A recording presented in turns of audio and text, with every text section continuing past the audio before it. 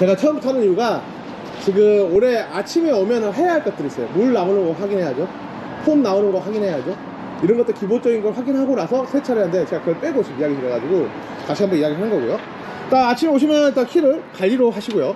키 스위치를 관리로 하고 나신 다음에 화면에 이 세차 시스템 글자가 없어지고 이렇게 1번의 시스템 등록이라는 글자가 나오시면은 지금부터 이제 시작합니다. 아침에 일단 물 나오는 거 확인해야겠죠? 물 나오는 거 확인하시려면 키의 관리 상태 그대로 해서 2번 자기인단 누르시고요. 1번 수계, 물 나오는 거 확인하니까 1번 수계 누르신 다음에 1번 오싱 들어간 다음에 W1 1번을 누르시면 됩니다. 지금 원래는 전체적으로 다 확인을 해야 하는데 제일 눈앞에서 확인할 수 있는 게 W1이에요. 그래서 이걸로 하신 거고요. 이렇게 보시면 물이 에어가 없이 이렇게 잘 나오면 됩니다. 잘 나온다 싶으시면 오셔서 그냥 복귀 한번 누르시고요. 둘, 셋, 세 번 누르시면 돼요.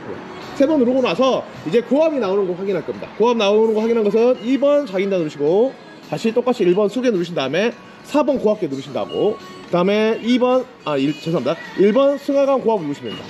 그러면은 물이 이렇게 가져왔습니다. 지금은 제가 테스트해서 바로 나오는데 한 2~3초 정도 걸릴 수 있어요. 물이 잘 나오면은 여기 있는 정지 버튼 한번 눌러주시고요. 그 다음에 복귀 하나 둘 셋 똑같이 누르시면 됩니다. 네. 자, 그 다음에 이제 폼 나오는 걸 확인하셔야 돼요. 2번 자기인단 누르시고 똑같이 1번 속에 들어가신 다음에 2번 세제 있어요. 세제 들어가서 4번 폼을 누르시면 됩니다.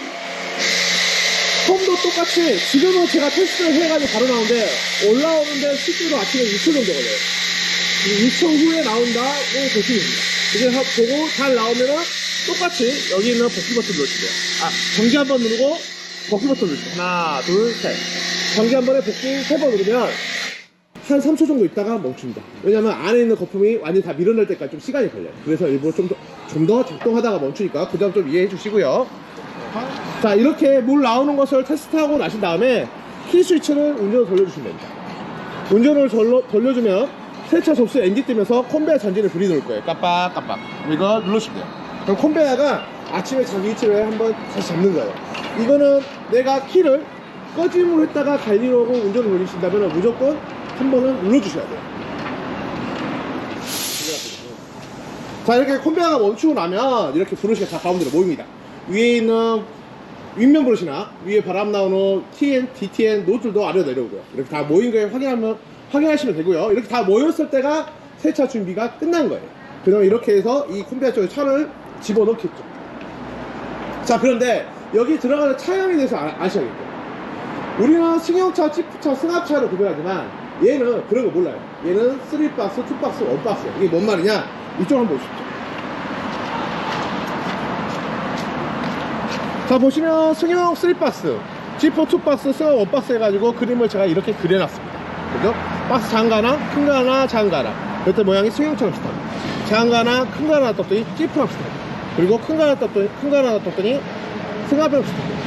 얘는 기본적으로 3박스, 2박스, 1박스로 차량을 구별하고, 두 번째로 여기 보시면 제가 표시해놨습니다. 여기 보시죠. 이 4번 빗선, 제일 위에 있는 빈 센서를 가리면은 TF나 승합을 인식하고 안 가리면 무조건 승용이에요. 제가 이 이야기를 하는 이유가 뭐 때문에 그러냐면, 우리가 생각하는 경차 있죠. 경차라면 이제 모임 같은 경차 같은 경우는 저 위에 있는 센서를 가리지 못해요. 가리지 못하지만 모양은 투박스에 가깝죠. 그래서 조건이 하나 충족하지 않기 때문에 우리는 승용을 누르고 그 뒤에 리어스폴을 누릅니다. 그 리어스폴을 누르는 이유는 뭐냐? 뒤에 와이퍼 있죠? 와이퍼가 부서질 수 있기 때문에 그래요. 그래서 승용의 리어스폴을 누릅니다. 똑같이 해치백 차량도 뒤에 와이퍼가 부서질 수 있기 때문에 승용의 리어스폴을 누르고 하는 겁니다. 그리고 지프 같은 경우는 우리가 대부분 산타페나 뭐 그 정도는 알고 있죠. 근데 특히 카니발하고 스타렉스 들어가요. 왜? 앞에 번네트가 있어서 투박스랑 비슷하기 때문에. 우리는 승합차라 부르는 카니발, 스타렉스, 스타리아도 똑같이 지프로 들어간다는 거. 그리고 레이, 경차지만 차가 높죠. 그래서 아까 말한 저 센서를 가립니다. 가리기 때문에 지프의 리어스폴을 눌러요. 왜? 뒤에 와이퍼가 약하기 때문에 부서질 수 있어서 누르는 겁니다. 일반적인 산타페나 이런 일반적인 지프를 안 눌러도 돼요. 뒤에 와이퍼가 튼튼해요. 철판 튼튼하니까. 그 정도 해주시면 되고, 승합은 지금은 뭐 다마스 정도밖에 없죠. 옛날에 이스타나 뭐 이런 차들, 그레이스 이런 차들 있었지만 요즘은 다 노후돼서 없어지고 거의 이제 유일하게 어떻게 보면 다마스 하나 남았으니까 그 정도 구별하시면 승용 지프 승합은 구별할 수 있는 겁니다. 그리고 특이하게 여기 터널식이에요. 그러다 보니까 이 타이어도 좀 규제가 있어요. 먼저 차고 높이가 여기보다 높으면 안 되겠죠. 낮으면 안 되겠죠. 여기보다 낮으면은 사고 나겠죠. 근데 여기 높이가 지금 저희가 9.5cm로 세팅해놨어요. 한국법은 10cm 이상이어야 돼요. 즉 여기에 걸렸다 그럼 다 불법이겠죠. 네, 그거 걱정하지 마시고 하시면 되고, 그리고 이 사이 폭이 보다 타이어가 넓거나 꽉 차도 안 돼요. 그래서 이 타이어가 그럼 어느 정도냐, 290mm 이하, 약 3cm 정도 이하 타이어만 넣어야 돼요. 광폭인데 넓다 그러면 세차가 안 되는 거예요. 탈선할 수가 있어요. 그래서 그 정도 두 가지만 일단 지켜주시고요. 웬만한 차는 다 들어갈 거예요. 웬만한 차는, 우리나라 차가 폭이 2000mm가 넘는 차가 거의 없으니까 웬만한 차는 다 들어가는데, 그래도 알고 계신다면 우리는 사이드 밀러까지 포함이에요. 사이드 밀러 접었을 때 2200mm 이내여야 돼요. 그러면 국산차는 웬만큼 다 들어가요. 근데 수입차 중에 일부 안 들어가는 차가 있을 수 있어요. 그 다음에 차 높이는 2.1m 이내예요. 근데 2.1m 넘어가면 거의 거진 불법이죠. 근데 아마 그 중에서 조금 애매한 차들이 스타리스나 스타리아 리무진 차량들, 그런 차들 같은 경우는 세차를 하시면 안 됩니다. 그러고 나서 나머지는 이제 세차 기본적으로 하시면 되는데, 여기서 또 문제되는 게 하나씩 있어요. 어떤 거냐, 이거 좀 세차 불가 차량 리스트가 좀 이렇게 있어요. 이거 어렵게 생각하지 마시고 딱 이렇게 생각하시면 돼요. 먼저 차 앞유리보다 돌출된다 그럼 세차 안 돼요. 사이드 밀러가 앞유리보다 돌출된다, 위에는 뭐 예를 들어 카니발 리무진인데 리무진 위쪽 부분이 앞유리보다 돌출된다 그럼 세차 안 되는 거예요. 그래서 그랜드 카니발 리무진이 출하 당시부터 리무진으로 나왔지만 세차가 안 되는 거 그것 때문에. 그 다음에 두 번째, 차 지붕보다 돌출되어 있다 그러면 안 되는 거예요. 차 지붕 면적보다 옆으로 돌출되거나 앞으로 돌출되거나 뒤로 돌출된다 그럼 세차 불가요. 이게 다 거기에 해당되는 거예요. 그리고 지금 첫 번째 요초 같은 경우는 사이드 밀러가 접었는데도 불구하고도 너무 돌출되는 거예요. 일반 사진 같은 거. 그러면 당연히 세차가 안 되는 겁니다. 그리고 아까 차종기 선택 가이드는 이거는 제가 다 설명드렸던 거, 승용차 중에서 이제 뒤에 이렇게 트렁크 없는 차량들, 프라이드, i30, i40 이런 골프 같은 차량들은 승용차에 리어 스포일러 선택을 해달라. 그리고 이제 카니발 스타엑스, 그리고 레이 소울 큐브 레토나 같은 경우는 G프를 눌러달라. 이런 거 다 제가 했던 이야기들이고요. 그대로 하시면 됩니다. 이건 차종 선택을 이 정도까지 하시면은 거진 문제될 게 하나도 없어요. 자, 그러면 나는 이제 차종은 구별할 줄 알아. 차종은 구별할 줄 아는데, 그 다음에 이제 부착물들을 알아야겠어. 범퍼가드는 이제 차량 앞에 있는 거의 지프에 많이 달려있죠. 승용차에 달려있는 건 거짓없죠. 지프 달려있는 경우가 있는 거고, 엠블러는 차 번넷 뒤에 달려있는 것들, 그리고 와이퍼는 차 와이퍼 없는 차 없어요. 다 있어요. 근데 노후되는 와이퍼, 5년 이상 되거나 4년에서 5년 이상 된 차량들의 와이퍼 같은 경우, 또는 녹이 나 있어. 차가 봤더니 내가 봐도 이 차는 모터가 10년 됐어. 불안하잖아요. 그때 와이퍼를 선택해달라는 거야. 그럼 선택하면 어떻게 하냐, 그 와이퍼 구간을 넓게 피해서 합니다. 즉 거기를 고압이나 밀대로 한번 밀어주고 나서 세차를 하시면 되거든요. 그전처럼 테이프를 붙이실 필요가 없다는 거예요. 자, 다음에 사이드 밀러죠. 사이드 밀러는 덜 접히거나 위로 접히거나 사이드 밀러 위에 보조물이 달려있는 경우, 그런 경우에 선택을 하시는 거예요. 완전히 90도 접어진다면 선택할 필요가 없겠죠. 그 다음에 캐리어는 차량 출고 당시에 달려있는 건 상관없어요. 근데 자기가 별도로 달았다던가 운전석에서 조수석으로 가로질러 있는 바가 있는 경우에는 꼭 선택을 해주셔야 합니다. 자, 별개로 캐리어하고 루프박스는 달라요. 캐리어 위에다 얹는 게 루프박스예요. 루프박스는 세차 안 됩니다. 자, 리어 스포일러는 트렁크 위에 있는 것들, 트렁크 위에 리어 스포일러가 달려있는 경우 있죠. 그런 게 선택을 하시면 되고, 그 다음 폴팬더는 우리 헤드라이트 오른쪽이나 왼쪽에 보면은 막대기처럼 세워져 있죠. 조그만 거울이 달려있거나 막대기 세워진 경우에 폴팬더를 선택을 해주시면 되고, 웨고 밀러는 승합차 달리는데 요즘은 거의 없습니다. 만일 혹시나 들어온다 그러면 웨고 밀러를 접어주고 나서 웨고 밀러를 선택을 해주셔야 한다는 거. 그 다음에 모듈 안테나는 샤크 안테나라고도 하죠. 뒤에 샤크 안테나, 모듈 안테나 이렇게 달려있는 경우는 선택을 해주시면 되고, 리어 밀러 뒤에 타이어나 뒤에 거울이 있거나 뒤에 타이어 있는 차량 같은 경우 선택을 해주시면 됩니다. 자, 그러면 이렇게 부착물을 선택하면 어떻게 되냐, 세척이 안 되는 겁니다. 즉 그쪽은 미세척이 되는 거예요. 그러므로 그 점을 고객한테 꼭 말씀을 해 주셔야 합니다. 다음에 이쪽 부분을 다 했는데, 청건조는 여기 같은 경우는 지금 노즐 타입이라 건조천이 없는 타입이에요. 그래서 거의 상관이 없고요. 원래 건조천이 있는 타입은 청건조를 눌러주셔야 돼요. 처음에 키면 눌러져 있죠, 자동으로.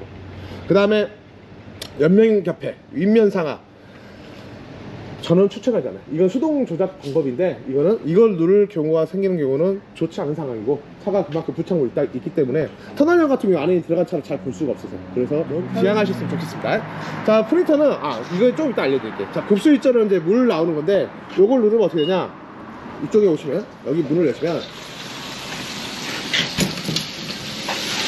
세제를 보충할 수 있게, 보충할 때 쓸 수 있게끔 이렇게 물이 나오는 거예요. 이 물로 세제를 보충하면 되는 건데 이거는 이따가 세제 보충할 때 한번 알려드리도록 할게요. 네, 다시 91점 누르면 이렇게 꺼집니다. 자, 그 다음에 시험운전 헤빙은 아까 보셨죠? 아까 안 했죠? 아, 맞다. 아침에 그 오셨을 때 제가 아까 콤비어 잔디까지 시키고 나서 브러쉬 다 모인 것까지 확인하셨잖아요? 그러고 나서 헤빙 올려주셔야 돼요. 왜? 브러쉬가 겨울에는 얼어있고 여름에는 말라있죠. 이걸 회전하면서 물을 뿌려주는 겁니다. 이렇게 조합은 나오는 거 한번 확인할 수 있게끔 해주고 이렇게 물을 뿌리는 겁니다. 브러쉬가 젖을 수 있겠죠. 이게 아침에 얘가 스스로 하면 아마 5분 정도 세팅이 돼 있을 거예요. 5분 후에 대기 상태로 다시 돌아가요. 그럼 낮에도 할 수 있어요. 낮에도 한두 시간 정도 세차가 어떤 차가 들어올 때는 이 브러쉬 헤딩을 해줘야 돼요. 한 30초라도. 그럼 내가 오케이. 야, 그럼 나 5분만 하고 중간에 멈추려면 어떻게 해야 돼? 여기 똑같이 헤딩을 누르시면 됩니다. 그러면 다시 원위치로 이렇게 돌아오는 걸 확인할 수 있어요. 그러고 나서 이제 차를 집어넣으면 되겠죠. 자, 이렇게 헤빙하는 법 알려드렸고요. 동결방지도 겨울 되면 제가 한번 알려드릴게요. 이거 동결방지 따로 빼서 제가 한번 알려드리도록 하고, 수동거 하면 아까 나왔던 AB 세정, 앞에서 나오는 촥 옆에 나오던 AB 세정, 그 물이고요.